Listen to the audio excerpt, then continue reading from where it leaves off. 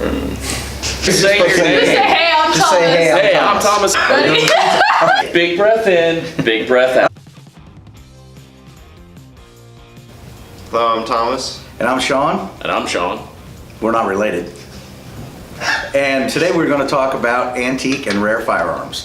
First of all, we want to talk about what actually constitutes or makes a firearm rare or an antique. Thomas, you know anything about that?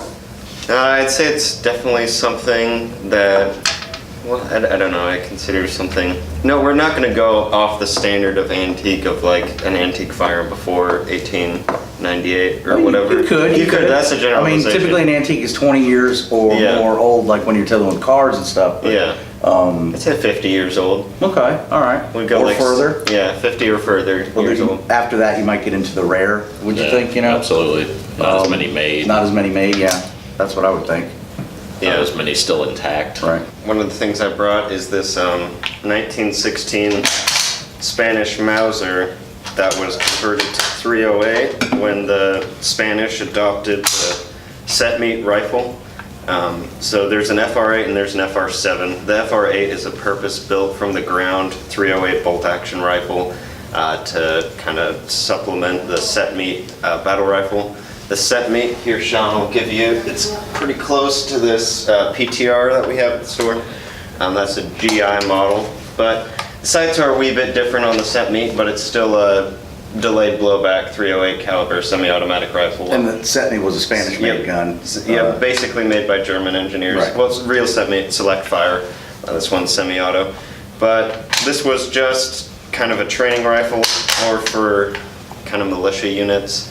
It does have a fake kind of gas tube thing. It has a bayonet lug, has a flash hider that's pretty similar to a G3 or set meat flash hider. The sights are identical to a set meat rifle. Originally this rifle was in 7mm Mauser, and you see these things in the Spanish Civil War in 7mm Mauser. But after that, after World War II, it was converted to .308. You really can't fire modern .308 through this because the action's frankly pretty weak. But yeah, it's basically a they pretty cool just gun. use it as a training rifle versus the set meat. Yeah. To get guys kind of wound up on a same somewhat Yeah. Get it familiarized. familiarized gun. Yeah, it even has like an HK style sling on it. Right. But yeah, or police or, you know, people who don't really need the newest thing. So I the guess, yeah. Spaniards. Yes. And side note on that, the creators of the set meat rifle, the German engineers, they were actually the founders of H&K. Yeah. So next we got Take your PTR back. I'll set that right there. it's a Chinese Type 53 with a Polish underfolding stock. I don't know. I thought of it as like a cool little paratrooper Mosin if it existed. It's pretty miserable to shoot with the stock unfolded. You kind of just pistol grip it like one of those stupid persuader shotguns. But it's got a stabby on it. It does. And it has a stabby and pokey. So this happens to be a first generation Colt single action Army made in 1904. It's known as what they call a black powder transition gun because before the turn of the century all they had was black powder to shoot. After the turn of the century, smokeless powder had become available. Colt started making these single actions still in the first generation with a stronger steel, and they proof marked them on the trigger guard with a certain marking called the VP mark, which is still used today on any of the new Colts that are still out there. This, like I said though, this one was made in 1904. It was actually shipped, I have a Colt letter on it, it came from Colt. It did leave the factory in this configuration. A lot of times back in the day, it was cheaper for a cowboy to send his gun back to Colt, rebarrel it to get a different caliber.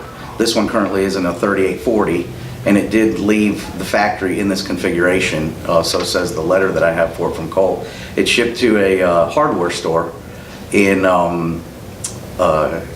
Kansas City, Missouri called JP Smelter and Sons.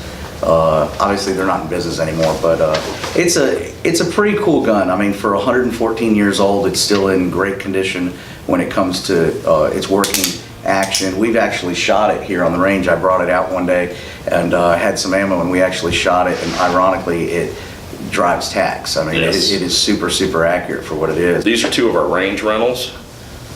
My two favorites, the Uzi submachine gun in 9mm and the Thompson submachine gun in 45 ACP.